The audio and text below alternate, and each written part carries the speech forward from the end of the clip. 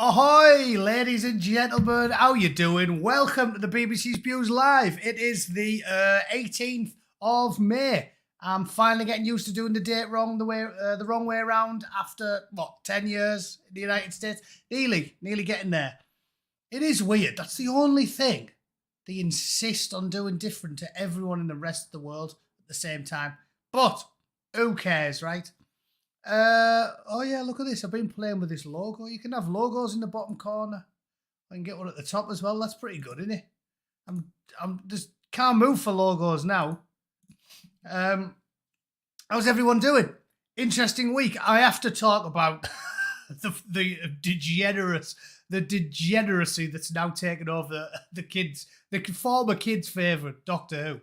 Jesus wept. I watched my old pal Despot of Antrim. You know he's my favourite YouTube movie reviewer. Talking about it on the Critical Drinkers channel, and fuck me. It's shocking. It's shocking. They're even making the kids join in with the they-them shit. Like, apparently there's some full-blown, like, androgynous thing with the kids there. And then he's like, oh, come on, they-them. The kid's like, they're my daddy. It's like, here, give your fucking head a shake, son. I'd be like, cuff him around the head if I seen him in like Waitrose. Because this is the only supermarket someone like that would be shopping in. And he was like, that's my daddy. I'd be like, well, your daddy's a pervert, son. Is daddy rimming you before you go to bed? He doesn't read him a bedtime story. He gives him a bedtime fucking reach around. Anyway, I'll get in trouble talking about that. Who's in? Stevie Orn's in now then. Online killer, resistant Geordie Joe, and all the important people in green. Denise, how you doing? Pylord. Nice to see your missus here as well, Pylord. Fucking marvellous. It's a family affair supporting the Bootneck. I appreciate it. Richard Davies, how are you? Ragnar, thanks for moderating as usual. John Higginson, Kate, Stevie Orn, Davy Boy the Codhead, Mad Spaniel, and everybody else. Fucking hell, there's plenty of you in already. So yeah, Daddy's he'll read you the Gruffalo and then he'll give you a fucking rim job. That's just the fucking world we're living in. And as I said, right, it's proper mad, because I was always pro-LGBT, me. Like, as a teenager growing up in the 90s, you got it sort of almost drilled into you that, like, I didn't choose to fancy birds, so I can't have a pop at anyone for fancying blokes. But what I can have a pop at someone for is becoming some sort of, like, mentally ill political activist and cramming it down your throat like Mr. Gimp choking on your fucking big spiky dildo. Like, it's proper weird. It's strange because under any other, like, auspices, if someone's aggressively cramming a political ideology down a child's throat, they won't have it. They won't stand for it. The left used to go on and on and on and on and on and on and say it's child abuse if you induct a kid into a religion. Do you remember that? Because, again, I used to be a chippy militant atheist as well, coming out of that background in my 20s, reading Richard Dawkins and Christopher Hitchens and Dan Dennett and Sam Harris. I read all their shit when I was in my late teens and my early 20s. I used to lap it up because it was logical at the time. It was logical, like, you should teach kids to be critical thinkers. And, like, that's what my dad did with me. I'm nominally Church of England, and we got baptised because every kid gets christened in England, right? It's wetting the baby's head. It's so your dad can get shit-faced with all of his mates. Like, there's literally no religious utility at all in the UK with that christening. Like, I don't think I know anyone who didn't get christened. And I don't think I know anyone, certainly in my 20s, who you'd call a practicing Christian. It's just an excuse for everyone to get fucking leathered. Like, wetting the baby's head is the best piss up ever. But it's definitely nothing to do with Jibu, is it? And they used to tell us, like, again, I'm biased because I'm English, but I feel like the way they did it was always the best. Like, I have a soft spot for the churches and the cricket games and the church fete. And I used to love carol singing and hymn practice. Like, Denise, I bet it's the same. Everyone, you're from Borough, right? We used to do hymn practice every Friday at my shitty, not a private school, normal shitty school in Borough. And we used to do hymn practice every Friday. And Now I can like singing hymns, like when they come on the radio, so I know all the words. I used to like it. Morning has broken. I'm a shit singer, of course, but I know them all. I know loads of hymns, and even though I'm not really a believer, I look back on it fondly because I feel like even the teachers were the same. They'd be like, "Yeah, we sort of believe in G-Boo, but you can make your own mind up." And my dad was like, "Make your own mind up." It was like it was fair dues, like it was logical and reasonable, like. Don't disdain religion, but don't cram it down your fucking throat. And now look at us. Because if you indoctrinated kids the way they do now, they'd have a go at you, wouldn't they? They used to say you can't indoctrinate kids, make them critical thinkers. So you're not allowed to indoctrinate kids unless it's in an insane, deranged commie ideology or ramming a big, veiny, rainbow-coloured cock down the fucking throat. You're allowed to do that.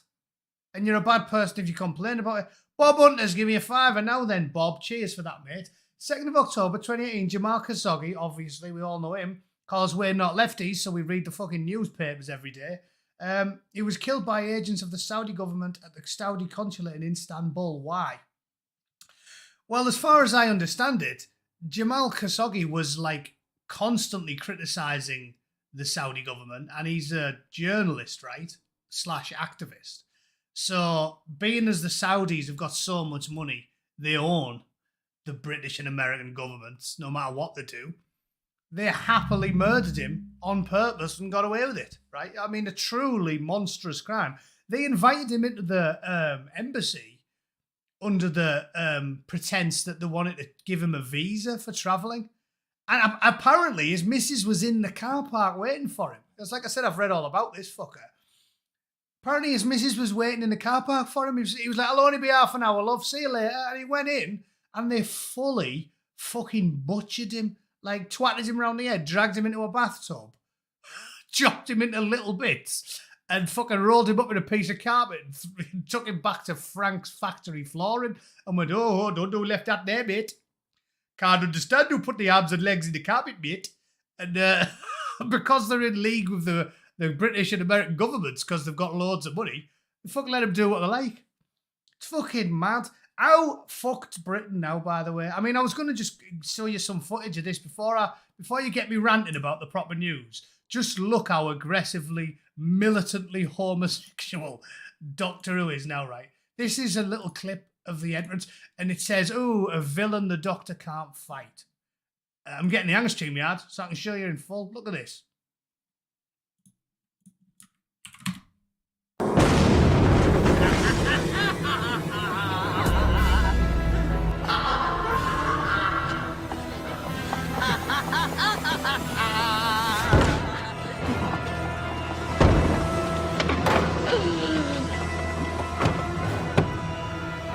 You called.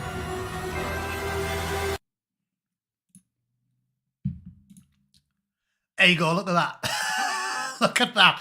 Look at that deranged, militant, trans thing.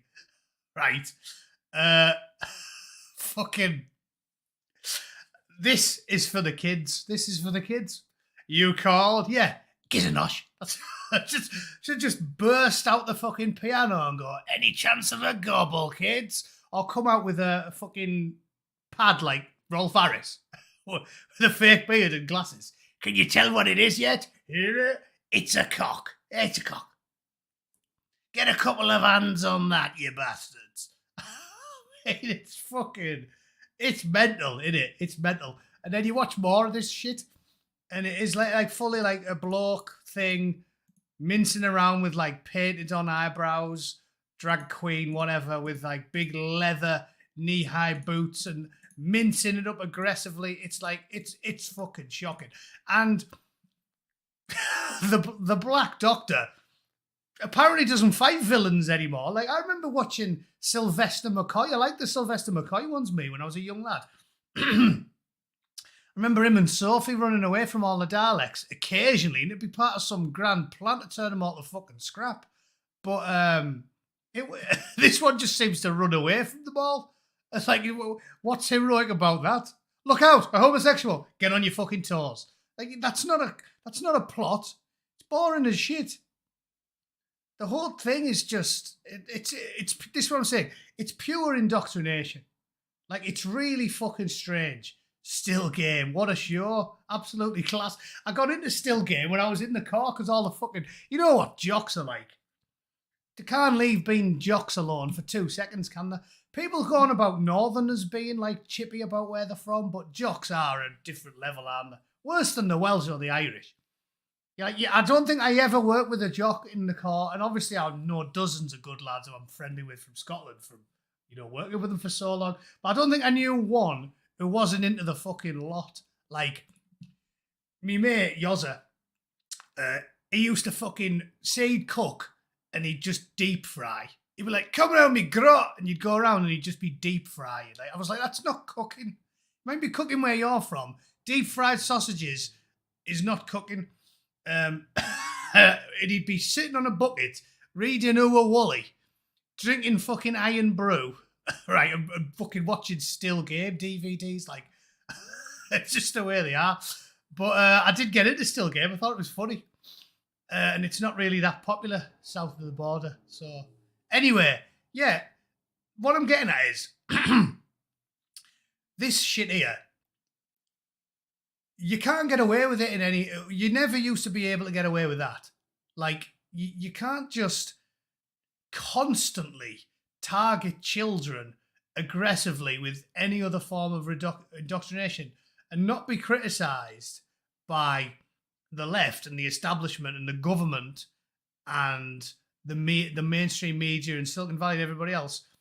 You can't do that unless you wrap it in woke identity politics, because you're not allowed to indoctrinate. Like I said, they themselves said it was child abuse to indoctrinate kids by making them sing hymns at school, which I did every Friday. Hymn practice for an hour, Mrs. Dring playing the piano, bless her. You know, great times, all fucking dead now, right? All them nice old women who educated me as a lad in the borough. You know, playing the piano, and we used to sing hymns, and there's nothing bad from that. You know, looking back, we used to whinge and go, fucking hymn practice again, but it was all right. And you learn them, and it's like culture and tradition, and you'll think back, and it's like a fond memory. Even, like I said, I'm agnostic. I don't believe in God. A large part of me wishes I could. I'm not like Christopher Hitchens, who was like militantly against it. I think a large part of me wishes I could. I think I'd be very content if I could bring myself to believe that there was some grand plan and some bloke was watching me, and there was, you know, you'd see all your friends again and go for a run with your fucking dog when you snuff it. It's a great fucking thing to think, but I can't believe it. But doesn't mean I don't have a slight soft spot for it. And yet they'd complain and call that indoctrination. But now, you're allowed to do it now. Yeah. Tell 4-year-olds about rim jobs and gobbling and reach-arounds and humming the national anthem with your fucking granddad's balls in your mouth. And that's great. They'll do that all day long. Brainwash them with like weird, fake, totally fake black history. Totally fine.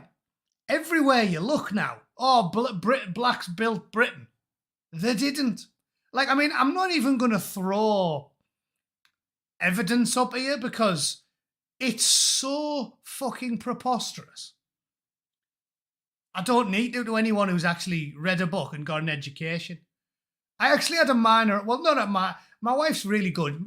Mrs. Bootneck's good. She knows that I'm an angry bastard when it comes to politics.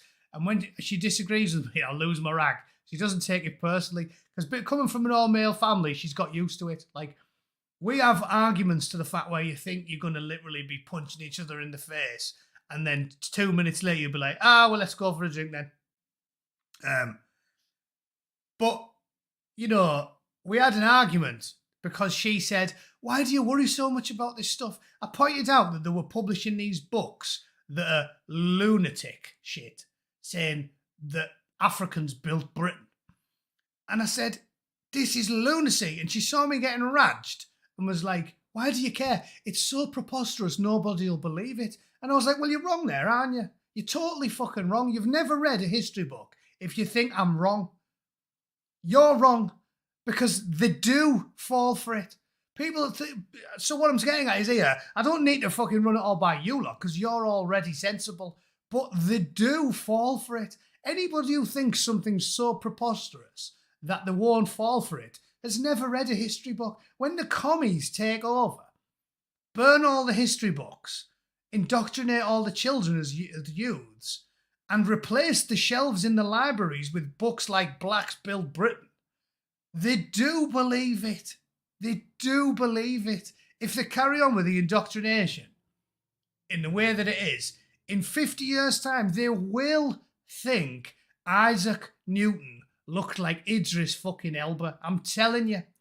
They'll think Michael Faraday, and have you seen the legions? It's probably the proudest thing about being an Englishman. Have you seen the legions of great people that our nation has produced? The Aboriginals in Australia went 10,000 years and didn't come up with a fucking spoon. A spoon. Right?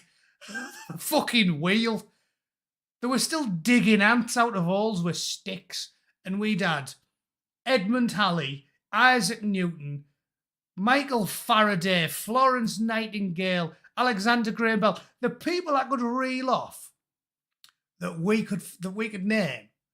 And all of them in 50 years' time, they will think Florence Nightingale looked like Black Queen Anne Boleyn. Lenny Henry, fucking double of Charles Darwin. Fucking double of him. Double of Charles Darwin, that cunt. They will believe it. So don't let anyone tell you. So I had this massive rant on my missus and she was like, oh yeah, okay, fair enough. No need to have a go like you're sitting in a car with fucking AOC. Because I'm driving going, and another fucking thing, because you can imagine what I'm like when I get started. But like, it's wrong to say that it's so preposterous nobody will ever believe it. They will believe it. They'll definitely believe it. When the commies take root and they burn all the books and they fucking fill the libraries with shite and they fill the BBC with shite and Silicon Valley fill Facebook and Google and thankfully not Twitter anymore with shite, they will believe it. They will believe it, yeah. They'll think Whoopi fucking Goldberg in a wheelchair wrote the Magna Carta. Cluffy fucking hero, man. Absolute. But there's a Borough lad hero. Being a gobshite must be in the water in Middlesbrough. We've got, who's our famous people? We've got Cluffy, Chubby Brown. It's like, if you're a gobshite, that's where you come from. Must be in Kielder Water, where we get the water from, But they will believe it. So don't get me started on that shit. When you hear it, you have to argue with people. If you're ever in a pub and you hear anyone say, like I said, I'm an argumentative, I'm a chewy cunt, what we call chewy bastards in Borough. You have to argue. I just fully get into it, me, in bars and pubs, restaurants, funerals. Like out here. I told you I was in a brewery in Los Angeles. Day off, wandering around the big city. I was like, where can I get pissed? Looks on this big fucking massive brewery. I do like going to them because there's still a novelty value for me being from just frequenting little pubs in England. Went to this massive brewery called Golden Road Brewing in LA. It's fucking massive.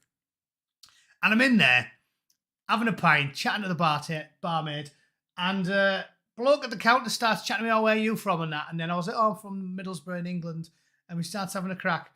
And he goes, oh, Donald Trump, yeah, he's a fascist. You know what I mean? As if I'm going to take that. I was like, shut up, you barmy cunt. What are you talking about? I was like, that fucking word's got a dictionary definition. Mussolini was a fascist. The fuck did Trump do? Name one thing he did that was fascist. You had comedians holding his head up on the front of magazines and he didn't do anything about it. If he did that to Mussolini, that Kathy Griffin, or was it? Yeah, Kathy Griffin. She'd have got staked to the floor, bummed till the fucking head fell off, and then fed to the dogs. That's what fascists do. It's fucking insulting to call people that aren't fascists. A fascist worth his salt would nail the comedians, would chop the comedians' hands off and nail them to the fucking wall. And he went, oh, okay then. Well, he wants to be. That was his concession at the end. Okay, he's not a fascist. But he wants to be. I was like, oh, really? Is that what we're doing then? Thought crimes now? Well, we can all do that. You want to be a fascist? Checkmate. What have you got to say to that? You want to masturbate to child porn? I mean, you might not have ever done it or downloaded any fucking, but to me, I think you don't actually do it. But of course, you want to tug yourself off while looking at 101 choir boy arseholes. Of course you do. Of course you do. You definitely do. Checkmate. Do you know what I mean? This is the fucking stupidity of these lefty arseholes. Like, oh yeah, of course you do. Just decide. You want to be. Fucking dickhead. Remember Harry Enfield? Even that fat oaf Mussolini could get the fucking trains running on time. Oh yeah, who said that? Ragnar. I expect better from the moderator. Chubby's not a fucking Geordie. Geordie's got an E in it as well. Chubby's not a Geordie. Chubby's from the borough. Fucking Grangetown. And I used to see him on the way to school when I was going to school as a young lad. He used to put swear words on our homework diaries. He'd say, "What's your name, son?" I'd say, "Matthew." And he'd put, "To Matthew, cunt, chubby." And then we'd all go to school. The teachers would be like, "What the fuck? What's your name, son?" "Paul." To Paul, cunt lips, chubby brow. And that was on every kid's fucking exercise book. And then that's why they started making us back our books with wallpaper. Memories. Anyway, he's from Borough. Hero. Yeah. Firefighters.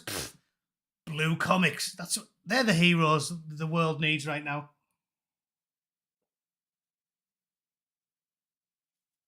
Anyway, yes. Argue with demented communists wherever you find them. Yeah. Should we put some news on now? Let's have a look and see what's on the BBC. It is called the BBC Spews. Although, no, I suppose slagging off Doctor Who technically counts, right? Because BBC used to make it. Apparently, they've got no input anymore. So, what's good? Anyone want to throw something in the chat for me to do? Any big news stories? Apparently, the Slovakian PMs absolutely rock and happily ate 5 rounds. Was it 5 rounds he swallowed? 5 rounds of peace? Yeah. Hard as nails. I was telling someone in the chat there was a drug dealer got shot to shit in a pub in the borough back in, I guess it was the 90s. And the pub was called the Jovial Monk. And apparently got shot something like 11 times. Everyone started calling the pub the Bulletproof Monk. In fact, I'm going to Google that. See if I can remember when it was. Have a look, see if it shows up. Nah. Guess it was too long ago. Oh, there's a good one. Wild West Shootout, Middlesbrough. Is that one from?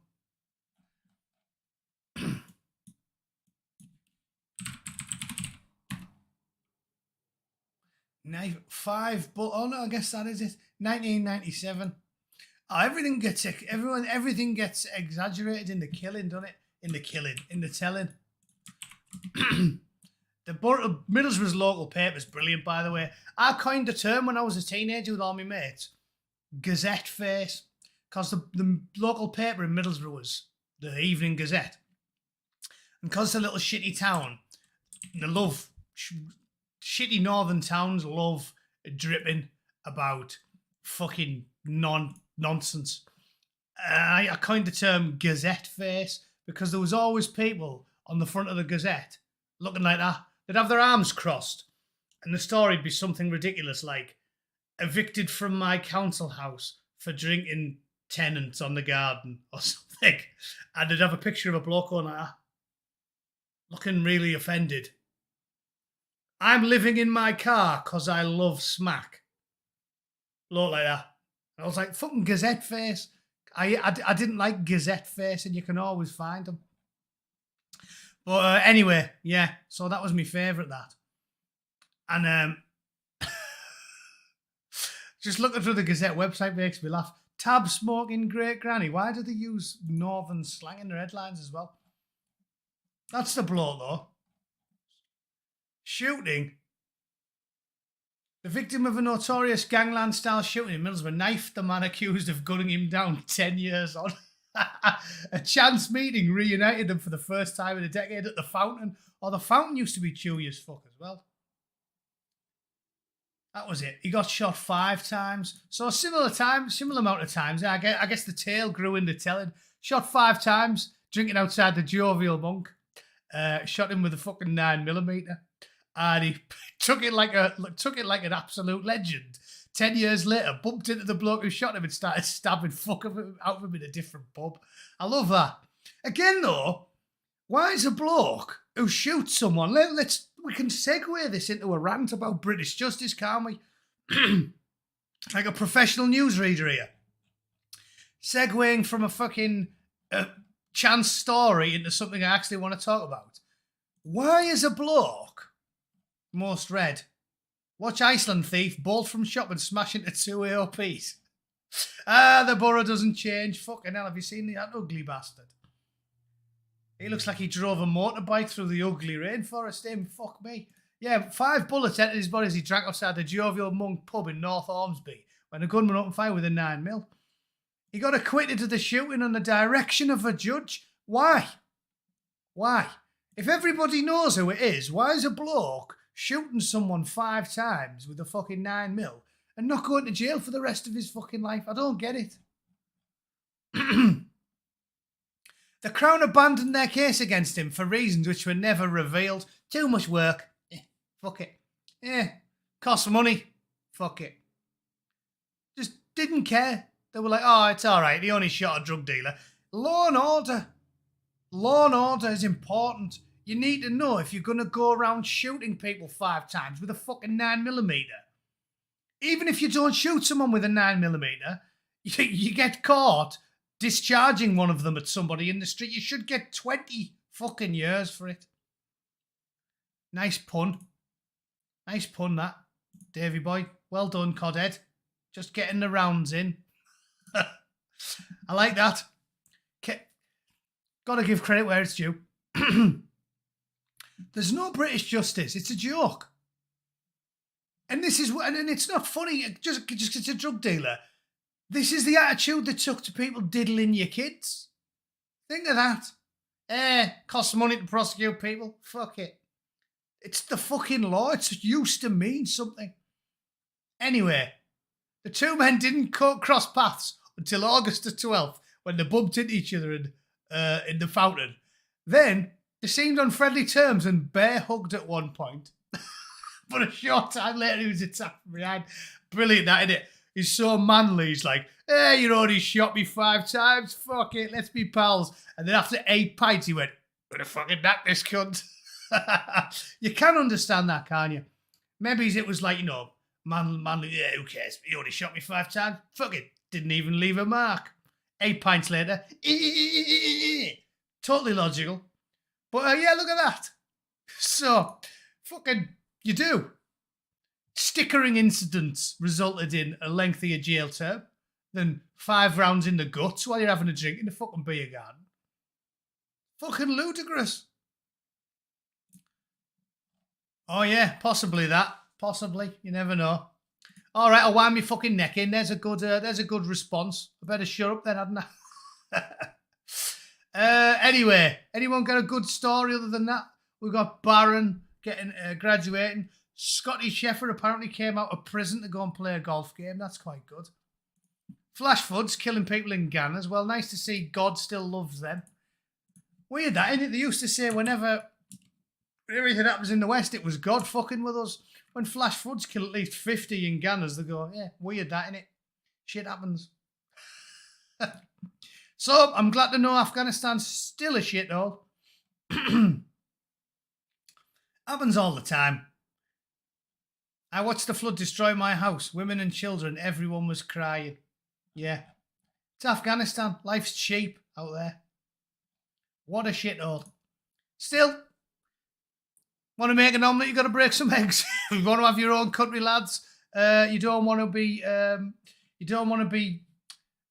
have your infrastructure tended by Westerners, or stop rogering 8-year-olds or dancing boys, or selling your fucking wives and daughters like a Geordie sells a greyhound, a prize-winning greyhound. Well, then you don't get looked after, do you? Apparently, they want to send loads of them over from Palestine, don't they? Have you heard that? Absolute lunacy. Absolute lunacy. Martin, I sent you one on WhatsApp. Hang on then, let's have a look. Could just fucking send it in here. I've just read that. Now I'm doing it twice, right? I just read that. Could have sent me in there. Then I don't have to click WhatsApp. Where is it? I know what the other problem is. I think I've got 2 fucking WhatsApp these days because I set a WhatsApp up on my iPhone that I got from work. And now I've got a WhatsApp on my computer and it looks like that's a different one. Anyway, what's the story? Just tell me and I'll Google it. Love boats from Gaza. Amazing. One of my friends in the gun club, I was in, shot his wife's lover and blew his ex-wife through the window. He got 7 years. Well, you've got to be consistent with that type of thing, haven't you? Because I've always said this, right? The reason Al Blackman instantly getting sentenced to 25 fucking years for murder, right? And if you don't know, Al Blackman was Marine Air, the Royal Marine Sergeant, who responded to, they were engaged by a Taliban fighter. They then assaulted the position he was in, took casualties themselves, I believe, cleared the compound, come across the Taliban fighter. He's been critically injured. He's been shot 3 or 4 times. And Blackman was caught saying, no sense wasting an FFD on this cunt, is the boys? Kaboom! Blew his fucking head off, right? Some would say it's merely unprofessional and he should have got a slap on the wrist. He was engaged first by an enemy fighter. He didn't kill a civilian. Not the end of the world, right? 25 years. Bam. Straight away. Ministry of Defence. First Sea Lord. Those fucking rat officer, sailor fucking cunts. 25 years for murder. Bam. Straight away, right? Everybody who knows anything said that's manslaughter, though, innit? With diminished responsibility. I used the argument myself at the time when I was ranting about it. If you come home from work and catch your wife in bed with another man and you kill him, you do not get 25 years. You don't even get 15 years. They say you should never take a man's life, but there has to be consequences for it. But it was a crime of passion. You can't be blamed for massively losing your rag. You'd be looking at about 6 years, right? Now, I think killing with malice, because you're at a gun club and you've had to think about it a bit more, take the gun and then go and kill your wife and the bloke who she was fucking smoking. Probably, to me, again, normal people always come at logical responses to stuff like that, like crime. Normal, logical thing to do with that is give the bloke about 12 years, I reckon. Right? Like, you can't fucking kill people. Did you snap because she was getting bummed by your mate of yours? Yeah. But there's an element of premeditation there. So it's like, to me, it's like, if you come home from the pub and you find your wife gobbling the milkman and you stab him in the head, 7 years. If you come home from the pub, find your wife gobbling the milkman, go to the gun club, get your gun, drive back, shoot the cunt, probably about 12 or 15. And if you shoot a fucking enemy combatant in a war zone who'd already shot at you first and his team had killed some of your lads, fuck me, that is like 6 months suspended. Like, you do have to court-martial him. You do have to drive the point home to all the lads. It's very unprofessional. You don't fucking do it. I was a professional soldier. You don't do shit like that. So you drag him over the coals, make a big noise, have a court-martial, 2 years suspended sentence, and drive the point home that you will be fucking prosecuted if you do shit like that. Does anybody disagree? And I'm not a legal professional. Does anyone disagree with that sort of 5 minutes I went on to? With all of that rationale and logic and the sentencing? Like, I'm sure there'll be some disagreement. Like, some of you barmy cunts will just be like, yeah, fucking kill them all. You can't do that, right? Because there's ramifications. Because if it becomes known that you just systematically execute wounded prisoners, then they'll start doing that to us. That's why we have this thought process, right? Again, I was a professional soldier, learned a lot about this shit, doing like the law of armed conflict and all of that. Like, Yeah, you can't have that. You can't have injured combatants just fucking like in the Revolutionary War where you just walk the battlefield looking for anybody who's injured. Just drive your bayonet through them like you drive your bayonet through them like you're digging for fucking turnips. Oh, he's been shot in the leg. Yeah, straight through the face. I mean, yeah, they always did.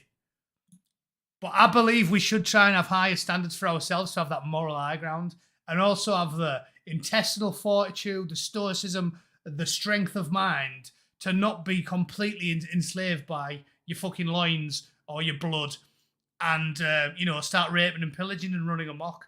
I like to think that even if one of my friends was killed by some piece of shit and I come across it and he then throws his hands up, that I would have the mental resilience to do what I've been trained to do, which is take him prisoner, maybe give him a bit of a fucking shoeing in the back of the van. Like, fair enough. But you take a prisoner, right, you can interrogate them, the intelligence guys can do stuff. You have to think about the big picture. Yeah, again, it does, but Davey, you were a fucking sailor. You know about as much about war fighting as fucking Gary Glitter knows about painting and decorating. I didn't know where I was going with that one, but you were a fucking sailor, Davey. You get trained, right? So there's incidents where you just kill everyone, and there's incidents where you don't. And if someone's injured or surrendering and got their hands up and they're unarmed, you take them prisoner. You just do it. It's logical. The cleverer people than me come up with these rules, but after you did as much training as I did, shit, I deployed 5 times, and every time they make you do pre-deployment training. Some of it lasting for fucking months. And after 4 or 5 bouts of it, you come to see the logic. So there is a happy medium, is what I'm getting at. Yeah, you were a fucking matlaw, weren't you? I was under the impression you were a matlaw. I'm guessing by the caps, no. Bob Hunter. Smedley Darlington Butler was born. War is a Racket is a speech in the 1935 short book. All right, I'll look it up. The Reverend's in, the only man of the cloth I've got any real time for, especially since Justin started sucking fucking Elton John's balls. There he is, Elton. I mean, I'm sure you're already subscribed to Reverend Simon Sideways. If you aren't, check him out. Talks a lot of sense. Yeah. Apologies, Davey. Yeah, Jen, I thought you were a gay sailor. Guess not, eh? Judging by the outrage. No, not smarter people come up with the law of armed conflict. What I'm getting at is generals and high-ranking officers and intelligence gurus. If you start thinking you know everything as just a grunt, you can put a foot wrong. There has been issues where it would have been extremely reasonable and logical, and certainly would have saved us a lot of pain in the long run if certain people were taken prisoner and interrogated thoroughly, rather than getting the fucking good news from the business end of your rifle, which is what people like me deal in. Are you sure you weren't a bootneck? That sounds a bit like us. Anyway, so that's that. Flash floods kill loads in Afghanistan. So apparently God still doesn't like them. Weird that. If he was against the pufters, he'd have just took Brighton out, wouldn't he? He'd have just wiped Brighton or San Francisco off the face of the fucking earth instead. Russia could increase the attacks. Don't care. Don't care. I'll finish on this because I don't care. I don't fucking care. I've recently been rereading the Iliad because I realised it's been years and I knew everything from the Odyssey, but I was rusty on the Iliad. So spent a few hours buried in that, and it's good. There's a little bit too much of the mystical in there, like the gods doing every fucking thing. But, you do get... It's really fascinating to read because it makes you think what actually happened. Like, clearly there was a big battle, and Troy must have been a real place, but 50% of it's the gods doing shit. So it's like an interesting mishmash of like fiction and what is assumed to be reality. But what you learn about when you read the Iliad, something that really drives it home, is the futility of war.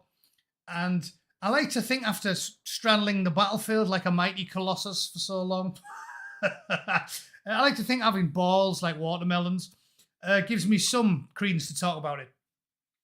Basically, war is hell. And just because I come from Middlesbrough and was therefore quite accustomed to seeing dead babies, but obviously outside Aldi on Linthorpe Road rather than in the rubble of a building in Afghanistan or Iraq. What you learn from reading that is, the hero worship that a young me had for people like Achilles and Hector. When you start reading the whole thing, you do realise that nobody wins a war. Nobody wins. Nobody wins a war. Achilles was the ultimate fucking badass. But it's war. And it makes a cunt out of all of you. It does.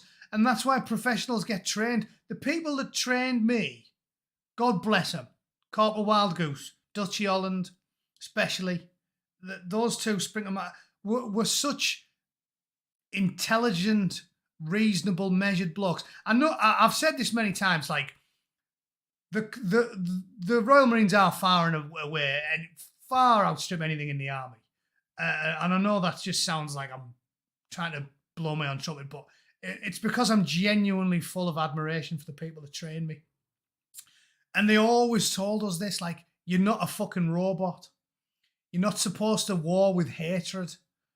We understand you're going to feel, but you can't hate these people, because if you were born and raised in Afghanistan, you'd be in the Taliban. Because you joined the Royal Marines, the hardest military training you could find in England. So you were like adventurous. And he was right. That's what pulls people in. You were adventurous and you wanted to dare greatly and do something hard what people fail at. And you look up to, and I was the type of lad at 14 was joking with my maths teachers saying, I don't need to learn maths. I just need to count up to, 50, bam, one dead raghead, two, bang, two. I mean, I was always that way. I loved the stories of pirates when I was a child, reading about Sir Francis Drake and El Drago fucking twatting the Spanish all across the world and loving it and thinking, I love that shit. Joe, thanks very much. You've threw more money at me lately than my own mother would have. Appreciate it very much, because YouTube keep fucking me. If it wasn't for people like you, Joe, I might have packed it in a while ago. Thanks very much. Upanishads is good too for a broken mind. Never heard of that one, Bob. I'll have to Google it. I'll type it in now so I don't forget. Yeah, but what I'm getting at is you've got to get trained to not make war with hatred in your heart, because it makes a cunt out of all of you. And there's a bit in the Iliad where, again, if you've only seen the fucking films, right, you won't know it, but Priam had like 50 kids. He was a famously lecherous, pervy king, rich and powerful, shag anything with a fucking pulse. And there's a bit in it where one of his greatest sons, loved like as much as Hector and Paris and anybody else, is this young kid. He's like, I think he's called like Palisades or something. And he was beloved. He was young and handsome. He was only a kid. He was like 13 or something. You can't know the age for certain. And he was great with a bow, and everybody loved him. And they knew it'd be bad for his morale and for the Trojans' morale if they killed him. So when he's going to this shrine that they all thought was out of bounds because of the gods, Achilles just ambushes him and kills the cunt. This kid was like beloved by everyone, handsome kid, used to love going out horseback riding without a saddle. And Achilles just ambushes this kid and just kills him, just throws a spear through his back when he's trying to escape. And then he puts the dead body on the horse and sends it back to Troy to make them all gnash their teeth and wail and be fucking devastated. And this is what I'm getting at, is like, even there are no goodies in a war. And you can't take pleasure in killing them. When we twatted the Taliban, and then you do a BDA at the end of your patrol and you're looking at how many people you killed, you don't take any pleasure in it, because you know that could have been me. If I was born in fucking Kabul and I was a fiery 14-year-old, I'd be in the Taliban. So you can't hate these people. War without hatred. And that's the point I make to the lefty, left, the spiteful, hateful, bigoted lefty arseholes who accuse you of being everything they are. They do hate people. They hate you.